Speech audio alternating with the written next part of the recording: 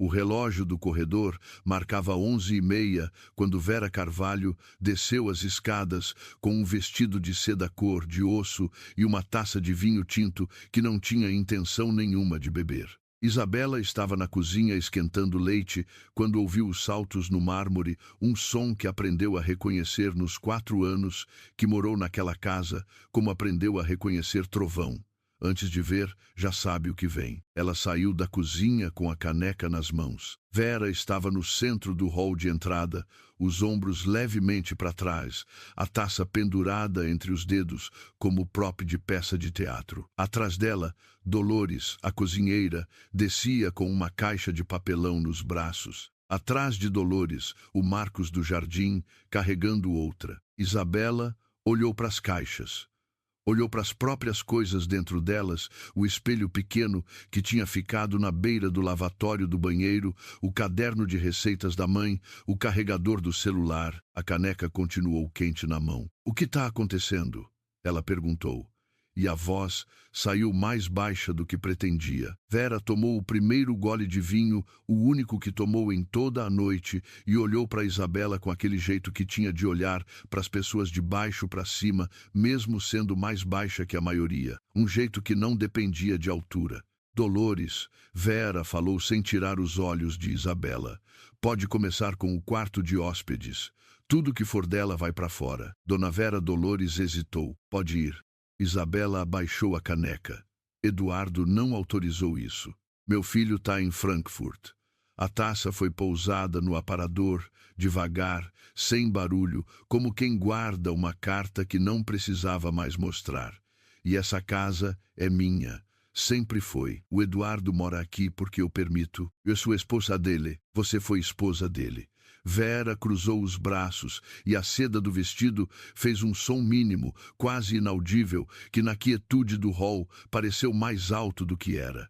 "Por enquanto, ainda estou sendo educada, Isabela. Não me obrigue a deixar de ser. Tô com 6 meses de gravidez. Eu sei contar." Isabela sentiu o bebê se mexer uma pressão baixa, um empurrão, que ela nunca sabia se era cotovelo ou joelho. Colocou a mão na barriga sem pensar e viu os olhos de Vera pousarem nesse gesto com uma expressão que não era ternura, era cálculo. "Esse bebê é seu neto", Isabela disse. Vera sorriu. Era o tipo de sorriso que chega nos lábios sem passar pelos olhos. "Que bebê de quem, Isabela?" A voz desceu mais um tom, e aquilo era pior que gritar. Era o volume de quem não precisa gritar porque a situação já foi ganha antes de começar. "Você apareceu aqui do nada, sem família, sem nome, sem história. Pescou meu filho num momento de fraqueza dele. E agora quer me convencer que essa criança vai me chamar de avó?" Ela inclinou levemente a cabeça. "Que coragem! Você sabe que é filho do Eduardo." "O que eu sei", Vera disse, pegando a taça de volta, sem tomar mais um gole, só para ter nas mãos, "é que essa casa vai ficar mais leve essa noite." As caixas foram saindo. Isabela ficou parada no hall enquanto levavam tudo, os vestidos, os sapatos, a foto do casamento que ela tinha colocado na estante do corredor, com tanta esperança de que um dia aquela moldura parasse de parecer estranha naquela parede. A almofada de bordado da avó dela. O kit de maternidade que ela e Renata tinham montado numa tarde chuvosa de sábado, com revista aberta sobre a mesa. Ela não chorou. Guardou o choro porque sabia que se começasse ali, era exatamente o que Vera estava esperando. A última coisa a sair foi o baú de madeira escura que Isabela tinha trazido da casa da mãe depois do velório, uma das poucas coisas que sobraram. A toalha de mesa de linho com iniciais bordadas à mão pela própria mãe, numa caligrafia miúda. O conjunto de lençóis de algodão egípcio, comprado em prestações durante 2 anos para ser dado de presente de casamento um dia. E o véu de crochê que a bisavó tinha feito à mão, ponto por ponto, num verão de 1962. Isabela foi para frente quando viu o baú sendo arrastado pelo Marcos. "Não, isso não." Ela bloqueou o caminho, colocou a mão na lateral do baú. "Isso era da minha mãe. Não tem nada a ver com a sua casa." "Tira a mão, Isabela." "Dona Vera, pelo amor de Deus." A voz rachou um pouco, só um pouco. Minha mãe morreu. Esse baú é tudo que sobrou dela. Vera ficou olhando para ela por um segundo. 2, com uma expressão que Isabela nunca ia conseguir descrever direito. Depois não era crueldade, porque crueldade pressupõe que a outra pessoa importa o suficiente para você querer machucar. Era indiferença com verniz de paciência. Sua mãe morreu. Vera repetiu, com aquela gentileza venenosa que era a arma mais afiada que ela tinha. Sinto muito, mas ela morreu antes de essa criança entrar na minha casa. O que entra pela minha porta sai pela minha porta. E você entrou pela minha porta, Isabela. Uma pausa curtíssima. Então sai também. Isabela ficou olhando o baú ser levado para fora. Foi buscar a bolsa no quarto. O quarto já estava quase vazio. Só a cama ficou era da casa. Na gaveta da mesa de cabeceira havia um envelope pardo amarelado que tinha caído ali semanas atrás, quando ela reorganizou as coisas do sogro depois do segundo infarto dele. Papéis do Dr. Armando, ela tinha pensado na época, ele guardava tudo misturado, nota fiscal do supermercado, junto com documento de cartório. Ela pegou sem pensar, enfiou na bolsa, fechou o zíper. No corredor, o celular tocou na sala. A voz de Vera desceu mansa e regular como quem recita uma oração que sabe de cor. Eduardo, meu amor, tô bem, pode ficar tranquilo. A Isabela, ela saiu mais cedo, você sabe como ela fica nervosa. Não precisa ligar para ela agora. Ela precisa de espaço. Foca no trabalho. Filho, cuida de você. Isabela parou no corredor com a bolsa no ombro. Ficou ouvindo a mãe do marido construir, tijolo por tijolo, a única versão da história que Eduardo ia conhecer se ela não fizesse nada. E ela não tinha como fazer nada porque o telefone estava na sala, e Vera estava entre ela e a sala, e entre ela e o resto da vida que tinha imaginado ter. Ela desceu as escadas com a mão no corrimão. Devagar, porque o bebê pesava e o equilíbrio já não era mais o mesmo. No jardim da frente, as caixas estavam empilhadas na calçada de paralelepípedo. Marcos e um outro funcionário, cujo nome ela nunca tinha aprendido, empilhavam os pertences dela com o cuidado de quem empilha saco de cimento eficiente, sem raiva, sem crueldade, só profissionalismo a serviço de algo que nenhum dos dois escolheu. E no vaso de pedra perto da entrada, uma fogueira pequena queimava. Vera fazia isso toda a temporada, queimava folhas secas, galhos, o que acumulava. Uma limpeza, dizia a caseira. Isabela tinha achado estranho da primeira vez, depois tinha acostumado, mas dessa vez as primeiras coisas que foram pro fogo não eram folhas. Era o linho com as iniciais bordadas, o algodão comprado em prestações e o véu de crochê que existia desde 1962. Isabela ficou olhando o véu pegar fogo. O crochê queimou diferente do tecido, mais devagar, quase relutante, as pontas enrolando para dentro antes de ceder. A fumaça subiu branca primeiro, depois cinza, depois sumiu na noite como se nunca tivesse existido. Atrás do vidro da janela da sala, Vera ficou olhando também, mas não para a fogueira. Ficou olhando para a bolsa de Isabela, para a mão que Isabela inconscientemente tinha posto sobre o fecho da bolsa, como se protegesse alguma coisa que nem sabia que precisava proteger. Os olhos de Vera eram de um marrom escuro, que sob a luz ficava quase dourado, e por um segundo só antes de girar de costas e sumir na penumbra da sala, eles pousaram na bolsa com uma intensidade que não combinava com a frieza de todo o resto da noite. Isabela não viu. Virou de costas para o fogo, para o vidro, para os 4 anos de tentativa de pertencer àquela casa e começou a andar. O bebê chutou 3 vezes enquanto ela saía pelo portão. Ela colocou a mão na barriga, no meio da calçada, no escuro. Eu sei, ela disse em voz alta.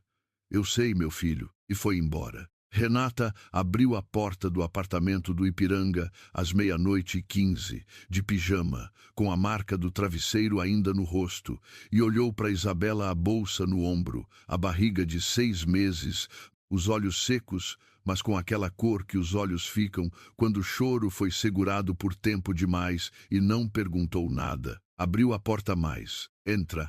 Isabela entrou. Sentou no sofá de segunda mão, com a mola saliente do lado esquerdo, que tinha um defeito, mas era o lugar mais confortável que ela tinha sentado em semanas, porque era o primeiro lugar em semanas onde ninguém esperava nada dela. Renata foi para a cozinha sem perguntar e voltou com chá e 2 biscoitos num prato que tinha um cachorro pintado nele. Você quer falar? Não ainda. Tá.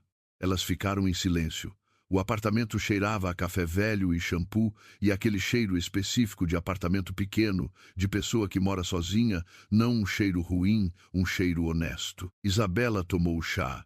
Comeu os 2 biscoitos. Ela queimou o véu da minha mãe. Renata ficou quieta por um tempo. Isabela, não chora não, senão eu choro junto, e aí a gente não vai dormir nunca. Tá. Não choro. Elas ficaram sentadas até as 2 da manhã sem falar muito. E isso foi suficiente, às vezes, o suficiente não tem forma de coisa grande. Eduardo voltou de Frankfurt 4 dias depois. Isabela ficou sabendo porque Renata viu a publicação no Instagram, uma foto num aeroporto, a mala de rodinha, a legenda de volta ao lar com aquele emoji de casa que ele usava. Ela esperou que ele ligasse. Ele não ligou. No 5º dia, ela ligou. A chamada caiu direto na caixa postal, 3 vezes seguidas. Na 4ª, atendeu. Bela. A voz era de alguém que ensaiou o tom nem fria, nem quente, calibrada. Eu precisava de um tempo para processar. Processar o quê, Eduardo? Eu fui colocada para fora da sua casa grávida de 6 meses. Uma pausa. Minha mãe me contou outra versão. Isabela ficou olhando a parede do quarto de Renata. Tinha um pôster de show pregado com fita crepe. Qual versão? Ela perguntou, devagar. Que você brigou com ela, que você ameaçou ela, que foi embora sozinha. A mola do sofá não estava mais saliente. O chá não estava mais quente. Mas a parede ainda tinha o pôster, e Isabela ficou olhando para as letras, enquanto a voz do marido continuava do outro lado da linha construindo o mundo, segundo Vera Carvalho. Você acredita nela? Eu não sei em quem acreditar. Você me conhece há 6 anos, Eduardo. Eu conheço a minha mãe há 38. Isabela desligou. Ficou com o celular na mão por um longo tempo depois. O advogado chegou ao apartamento de Renata numa terça-feira de manhã, de terno cinza, com uma pasta fina debaixo do braço e a expressão de quem já fez aquilo muitas vezes e parou de sentir qualquer coisa em relação a isso faz tempo. Entregou um envelope. Pedido de divórcio, ele disse. Assinado pelo senhor Eduardo Carvalho. A senhora tem 15 dias úteis para responder. Isabela Olhau pro envelope. EOBB. Aguarda. Ele ajustou o nó da gravata. Seria decidida posteriormente, conforme acordo entre as partes ou determinação judicial. Renata, que estava de pé na cozinha fingindo fazer café, apertou o cabo da chaleira até os nós dos dedos branquearem. Isabela assinou o recibo de entrega. Não assinou o divórcio. Pode dizer para o seu cliente que eu respondi. O advogado foi embora. Isabela ficou olhando para o envelope fechado sobre a mesa por um longo tempo. Então abriu a bolsa, a mesma bolsa da noite do portão, e olhou para dentro como se procurasse alguma coisa que não sabia nomear. O envelope pardo estava lá, esquecido, no fundo. Ela tirou, olhou, colocou de volta. Mais tarde, Mateus Carvalho nasceu em 4 de março, num hospital público do Ipiranga, às 3h42 da manhã. Pesou 3,2 kg. Tinha cabelo escuro e as orelhas ligeiramente grandes, iguais às do avô paterno, que nunca ia conhecer porque o doutor Armando Carvalho tinha morrido de 3º infarto 40 dias antes do nascimento do neto. Renata estava na sala de espera. Eduardo não estava. A enfermeira colocou Mateus no peito de Isabela enquanto ela ainda recuperava o fôlego, e Isabela ficou olhando para aquele rosto vermelho e franzido e que, de alguma forma, era ao mesmo tempo completamente estranho e completamente dela, uma contradição que só faz sentido quando você está vivendo, não quando alguém tenta explicar. Oi, ela disse. Mateus não respondeu, obviamente, mas abriu um olho. Eu sei. Não foi o começo que eu queria para você. Mas a gente vai resolver. A mulher apareceu no corredor da maternidade no 2º dia. Isabela estava acordada, Mateus não tinha dormido. Ela não tinha dormido. Renata tinha ido em casa tomar banho. Era umas 10 da manhã e o corredor tinha aquele movimento manso de hospital, que não é silêncio, mas tampouco é barulho, só presença. A mulher parou na porta do quarto. Tinha uns 45 anos, talvez 50, com cabelo castanho preso num coque simples e uma expressão que Isabela não sabia classificar. Não era pena, não era curiosidade. Era reconhecimento. O jeito que as pessoas olham quando veem alguma coisa que conhecem de outro lugar. Isabela, ela perguntou. Quem é a senhora? Me chama de Carla. Ela entrou sem ser convidada, mas de um jeito que não parecia invasão, parecia quem sabe que vai ser bem-vindo e só está esperando o ritual do convite ser cumprido. Ficou de pé perto da janela. Eu conheci o Armando. Seu sogro. Isabela ficou mais alerta. Você foi ao velório? Fui. Uma pausa. Isabela, você tá bem? Tô com 3 horas de sono. E o pai do meu filho assinou o divórcio enquanto eu estava em trabalho de parto, então. Ela olhou para o teto. Tô ótima. Carla ficou quieta por um momento. Então, com uma naturalidade que não combinava com o peso da pergunta. Você trouxe alguma coisa da Casa Carvalho quando foi embora? Algum papel, algum documento do Armando? Isabela olhou para ela. Por que você pergunta isso? Carla não respondeu de imediato.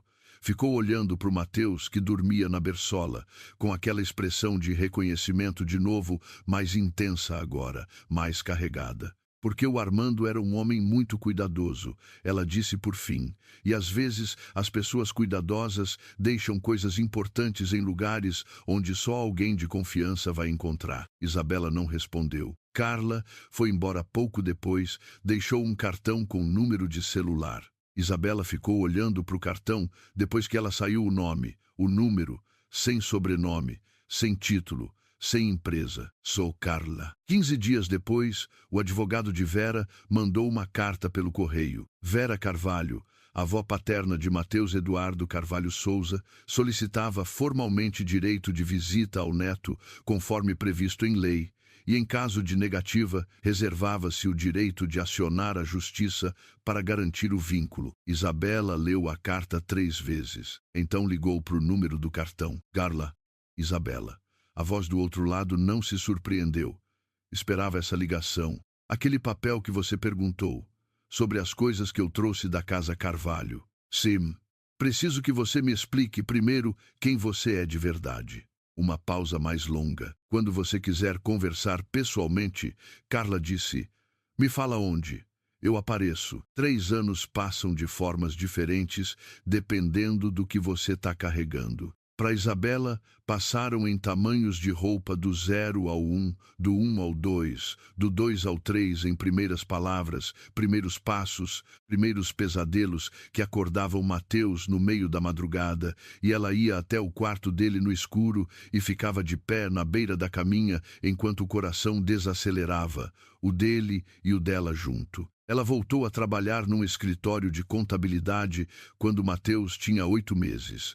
Renata ficava com o menino 3 vezes por semana, uma vizinha aposentada nos outros dias. Era um encaixe precário, uma engrenagem que trancava de vez em quando, mas funcionava da forma como funcionam as coisas que não têm escolha de não funcionar. Mateus tinha os olhos do avô. Toda vez que ela olhava para ele, via Armando Carvalho com 3 anos de atraso e uma oportunidade desperdiçada, um avô que teria amado esse neto de um jeito que a avó paterna nunca ia conseguir ser. Carla apareceu na vida de Isabela de forma gradual.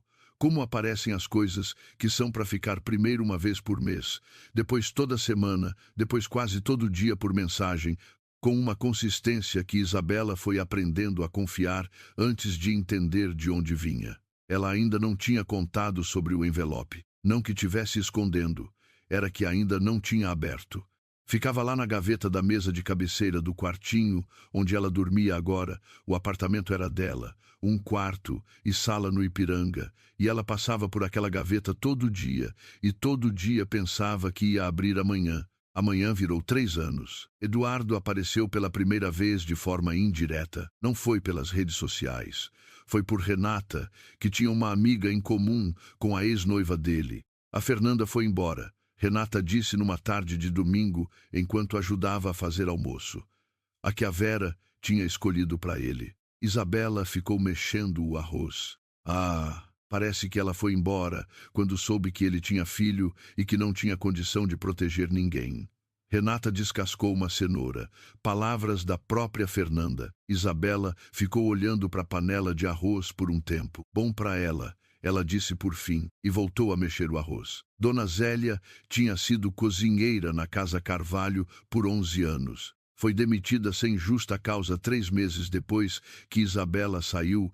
Vera tinha feito uma limpeza geral no staff, substituindo qualquer pessoa que tivesse testemunhado a noite do portão. Foi Zélia quem procurou Eduardo. Ela foi até a empresa dele numa manhã de terça. Esperou na recepção por 40 minutos com a bolsa no colo. E quando ele apareceu, ela disse direto: Doutor Eduardo, eu preciso que o senhor me ouça 5 minutos. Só sim, ele ouviu. Ela contou o que tinha visto a noite toda, do início ao fim. As caixas, a fogueira, a dona Vera ao telefone com ele, enquanto Isabela descia as escadas, o olhar de Dona Vera para a bolsa de Isabela quando ela saiu pelo portão. Eduardo ficou ouvindo sem interromper. No final, ficou um longo tempo sem dizer nada. Por que você está me contando isso agora? Ele perguntou. Dona Zélia ajustou a bolsa no colo. Porque eu tenho um filho da idade da Isabela, ela disse. E se tivesse acontecido isso com ele, eu ia querer que alguém contasse. Eduardo não foi direto para Isabela. Ficou 2 semanas com aquilo verificando, ligando para outros ex-funcionários, construindo, peça por peça, a imagem de uma noite que ele não tinha estado lá para ver. E quanto mais montava, mais o estômago afundava. Vera entrou com pedido judicial de visita ao neto em outubro. O advogado de Isabela, um jovem que cobrava barato e dormia pouco, ligou na manhã em que a notificação chegou. Ela tem direito legal a pleitear visita. É avó paterna reconhecida. A gente vai contestar, mas precisa de argumentos sólidos. O que é argumento sólido nesse caso? Histórico de comportamento, testemunhas do que aconteceu.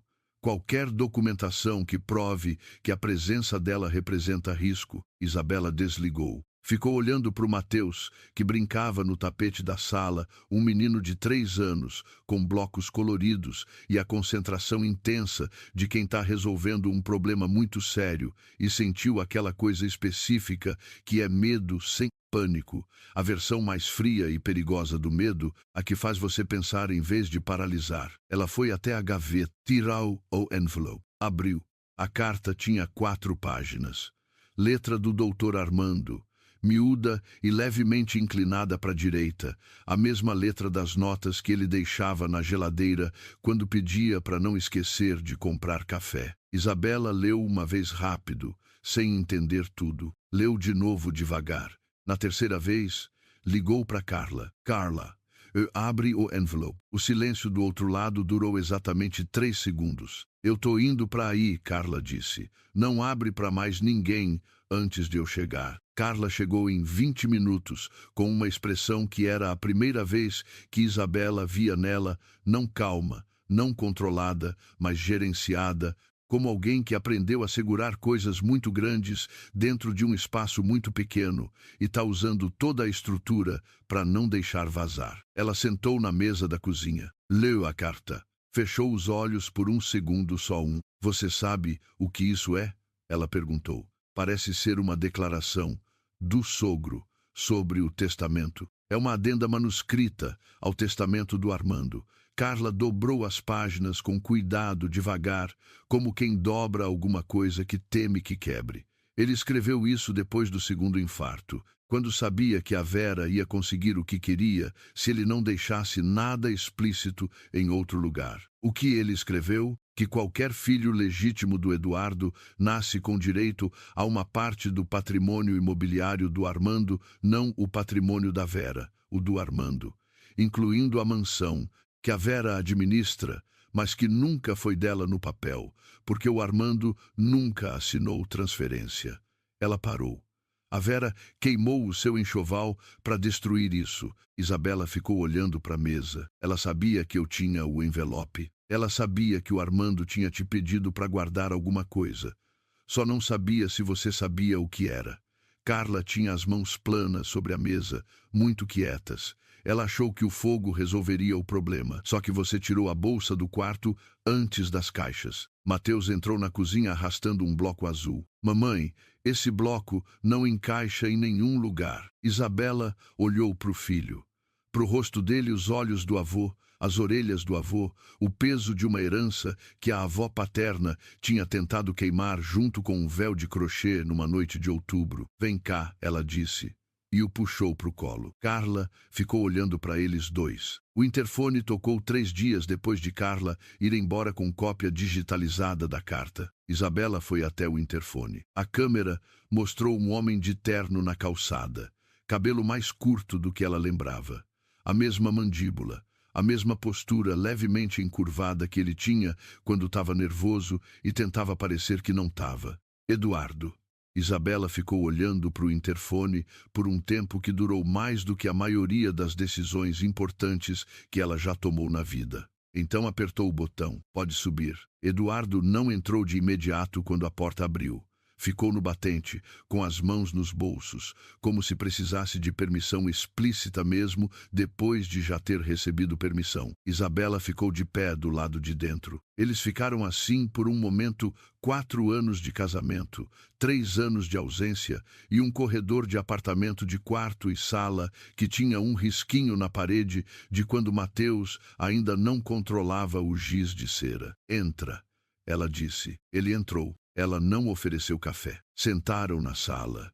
Mateus estava na creche. O apartamento tinha aquele silêncio de quando a criança não tá, que é diferente de todos os outros silêncios, mais vazio, mais honesto, sem aquela possibilidade de interrupção que às vezes salva as pessoas de ter que terminar as frases. Eu soube, Eduardo começou. Eu sei que você soube. A Zélia me contou que te contou. Ele olhou para as mãos. Eu deveria ter.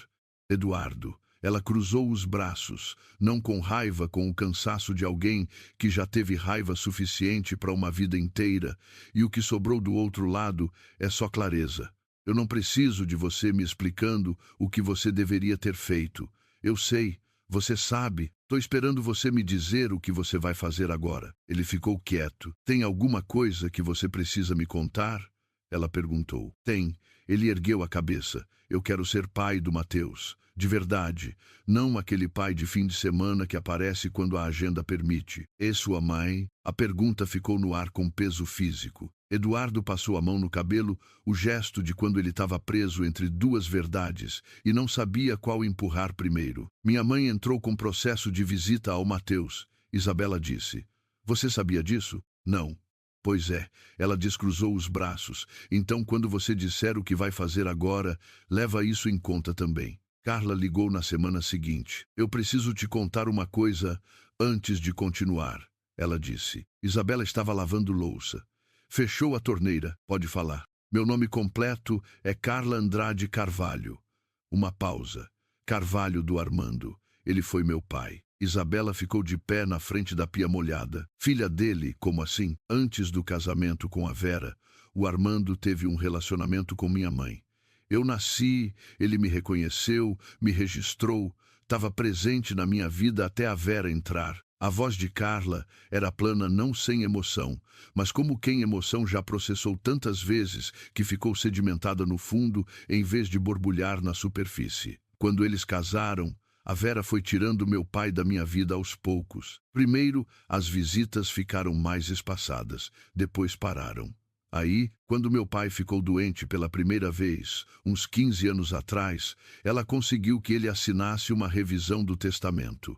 Meu nome sumiu, e você foi atrás. Fui, mas o testamento original sumiu junto. Uma pausa, até eu descobrir que o Armando tinha escrito aquela carta para te dar, pouco antes do 3º infarto. Ele me ligou, me contou, disse que tinha deixado uma cópia extra com alguém de confiança você. Que você não ia saber o peso do que tinha, mas que ia guardar sem querer jogar fora, porque você era assim. Isabela ficou olhando para o cano da pia. Ele me conhecia melhor do que eu achava. Ele gostava muito de você. A voz de Carla chegou diferente agora, um pouco mais tênue. como tecido velho que ainda aguenta, mas você percebe onde vai ceder.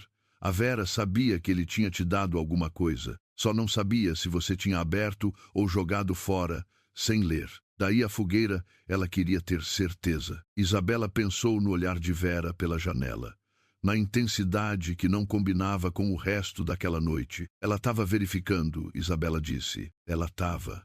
E quando você saiu com a bolsa fechada, ela não tinha como saber se a carta estava aí dentro ou não. Ela apostou que eu ia jogar fora. A Vera sempre aposta.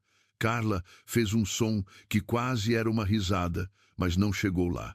O problema é que dessa vez ela apostou errado. O processo começou. Vera foi notificada numa manhã de segunda-feira. A advogada dela ligou para o advogado de Isabela nessa mesma tarde. Minha cliente considera a carta uma falsificação, ela disse. Então que conteste na perícia. Vai contestar. Aguardamos. Eduardo assinou a declaração como testemunha.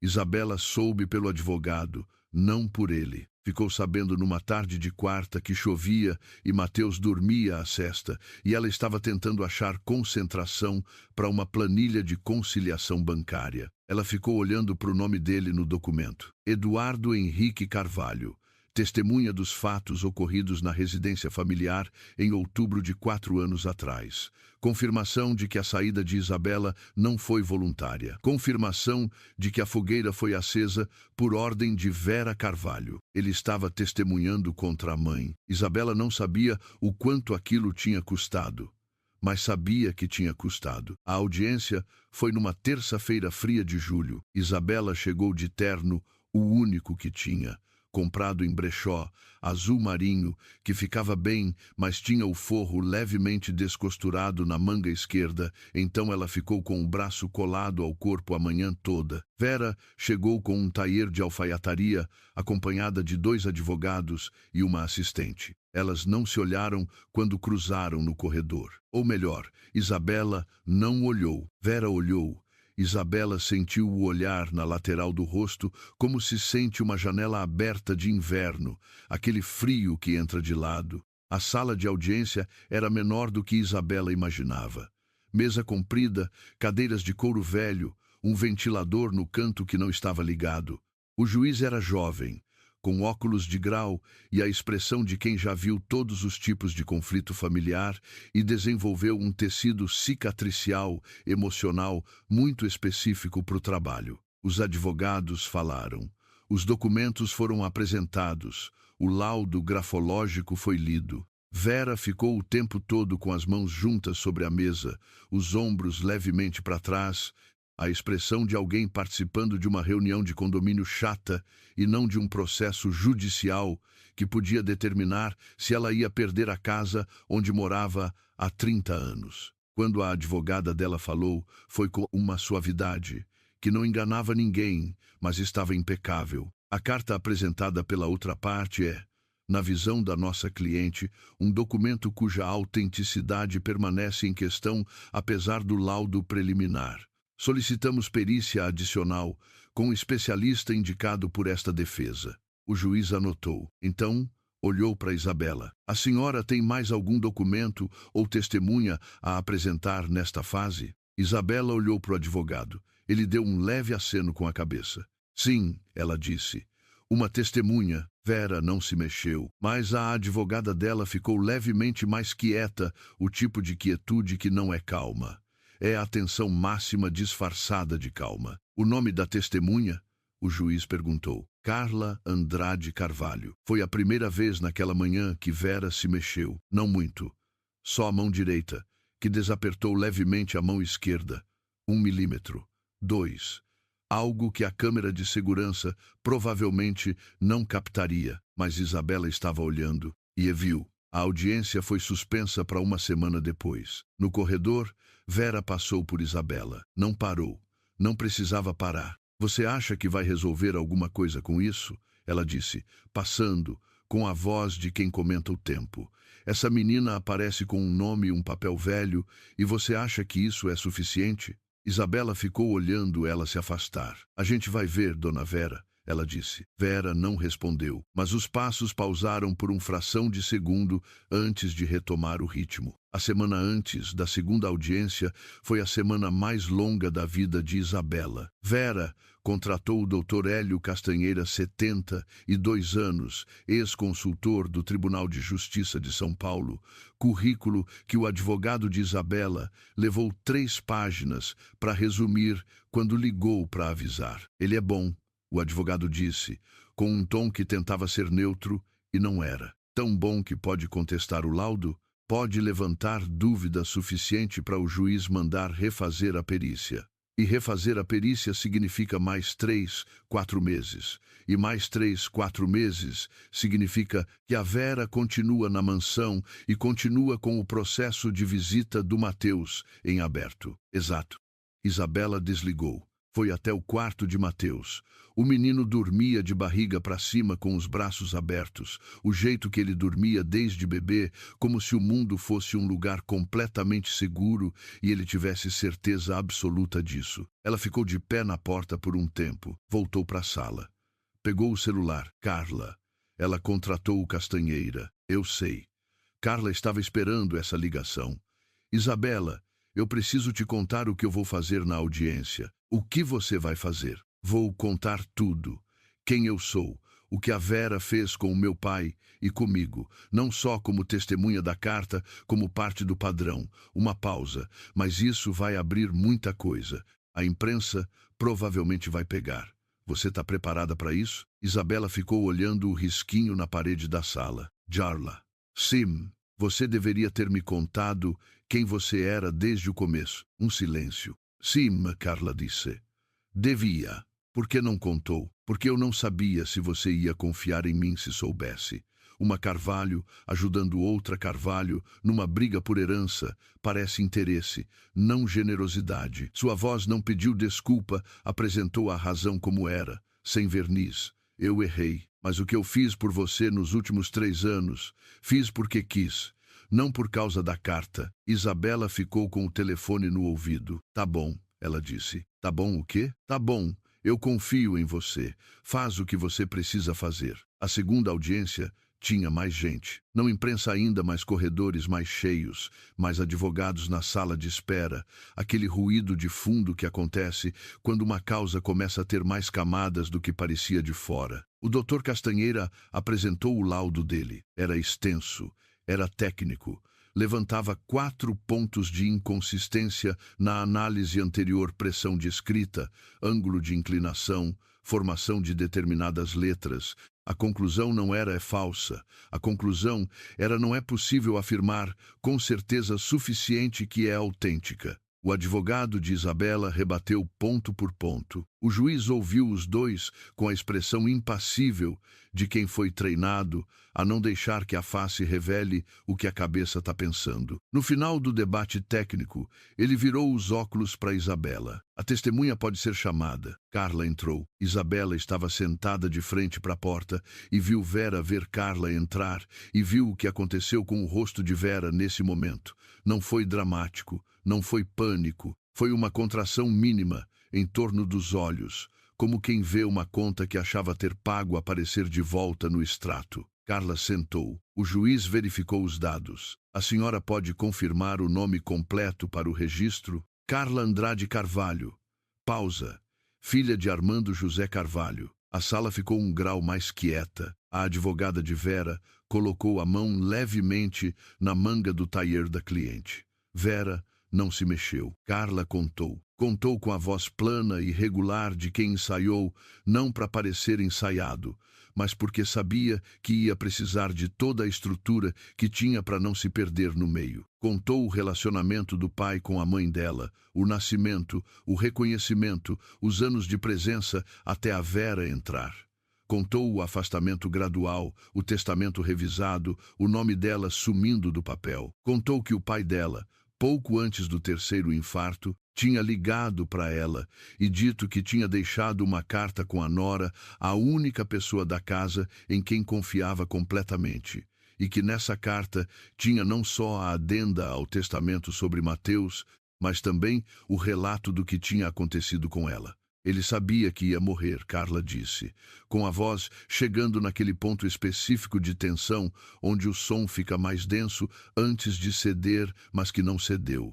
Ele queria que alguém soubesse a verdade, não pela herança. Ele queria que alguém soubesse que ele não tinha escolhido sumir da vida da filha. O juiz anotou. A advogada de Vera se levantou. Com a devida vênia, ela disse, com aquela suavidade de quem pratica a suavidade como técnica de combate, a testemunha apresenta um relato pessoal não corroborado por documentação. O relacionamento alegado com o falecido, a suposta revisão do testamento, a ligação telefônica são afirmações da própria testemunha, sem evidência independente. Carla ficou olhando para a advogada. Tem o registro de nascimento, ela disse, com o nome do pai, Armando José Carvalho. Isso confirma a filiação, não confirma os fatos narrados. Tem as fotos. Carla abriu a pasta que trouxe. 17 fotos de quando eu tinha entre 2 e 8 anos, com o meu pai, com data impressa no verso, que param abruptamente em 1994. Ela colocou a pasta sobre a mesa. E tem o depoimento da minha mãe, que pode ser colhido quando o juízo entender pertinente. A advogada de Vera ficou olhando para a pasta. Vera ficou olhando para frente. Mas as mãos que tinham ficado juntas e quietas a manhã toda tinham separado. Estavam planas sobre a mesa agora, os dedos ligeiramente afastados, como alguém que percebeu que ia precisar de equilíbrio e não sabia de onde ia vir. O juiz pediu 30 minutos de recesso. No corredor, Isabela ficou perto da janela que dava para o estacionamento. Eduardo estava do outro lado, de pé, sem vir para perto, sabendo que perto era dela para oferecer se ela quisesse, não para tomar. Ela não foi para perto, mas ficou olhando para o estacionamento e sentiu que ele estava lá.